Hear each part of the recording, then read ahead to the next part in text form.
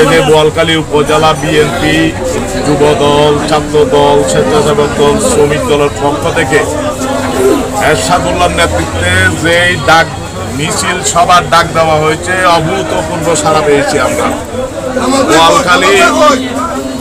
Boalkhali BNP প্রমাণ করে এটা একটি ঐক্যবদ্ধ এবং সুশৃঙ্খল সংগঠন। এই সংগঠনের মধ্যে দিয়ে বোয়ালখালীর মানুষের, জনগণের আশা আকাঙ্ক্ষার প্রতিফলন হবে বলে আমরা আশা করি।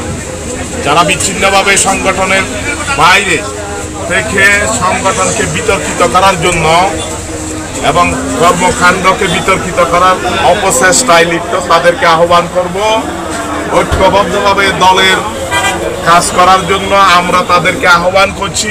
আমরা সবাই ঐক্যবদ্ধভাবে সংগঠনকে শক্তিশালী করতে চাই। কাউকে বাদ দিয়ে বোয়ালখালীতে বিএনপি করা আমাদের উদ্দেশ্য নয়, এবং আমাদের উদ্দেশ্য হচ্ছে দলে যাদের ত্যাগ আছে, পরিশ্রম আছে, তাদেরকে নিয়ে একটি বোয়ালখালী উপজেলা কমিটি গঠন করবে, দক্ষিণ জেলা কমিটি।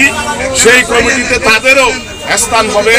তাই তারা এই দলের মধ্যে এসে আমাদের সাথে এবং তাদেরকে নিয়ে আমরা সংগঠন করতে চাই। আজকে 31 দফা যে দফা দেওয়া হয়েছে সেগুলি বাস্তবায়নের লক্ষ্যে আমাদের এই মিছিল। এই মিছিলের মধ্যে দিয়ে আজকে তৃণমূল পর্যায়ের মানুষের এবং 31 দফা যে সংস্কার কর্মসূচি দেওয়া হয়েছে তারেক জিয়ার পক্ষ থেকে, সেই সংস্কার কর্মসূচিকে মানুষ স্বাগত জানায়। তার প্রমাণ আজকের এই বোয়ালখালীর মিছিল এবং সমাবেশ। মিছিল পূর্ব সমাবেশ আপনারা দেখেছেন, মিছিল উত্তর সমাবেশ আপনারা দেখেছেন।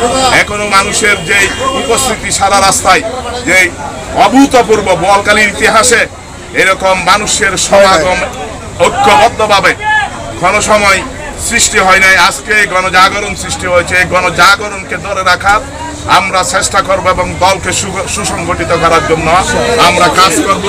এবং দক্ষিণ জেলা যে কমিটি, বাংলাদেশ জাতীয়তাবাদী দলের সাংগঠনিক সম্পাদক জনাব মীর মোহাম্মদ হেলাল সাহেব, যে তার রাজনৈতিক দূরদর্শিতার মধ্যে দিয়ে যে কমিটি গঠন করেছে, এই কমিটি অত্যন্ত শক্তিশালী এবং তাদের প্রতিভা আছে। তারা দলকে সংগঠিত করার জন্য বিভিন্ন জেলায়, উপজেলায় আজকে কাজ করছে। আগামীতেও তারা কাজ করবে। তার অংশ হিসাবে বোয়ালখালীতেও সেই সংগঠনকে শক্তিশালী করার জন্য দক্ষিণ চট্টগ্রামের যেই কমিটি হয়েছে সেই কমিটি কাজ করতেছে।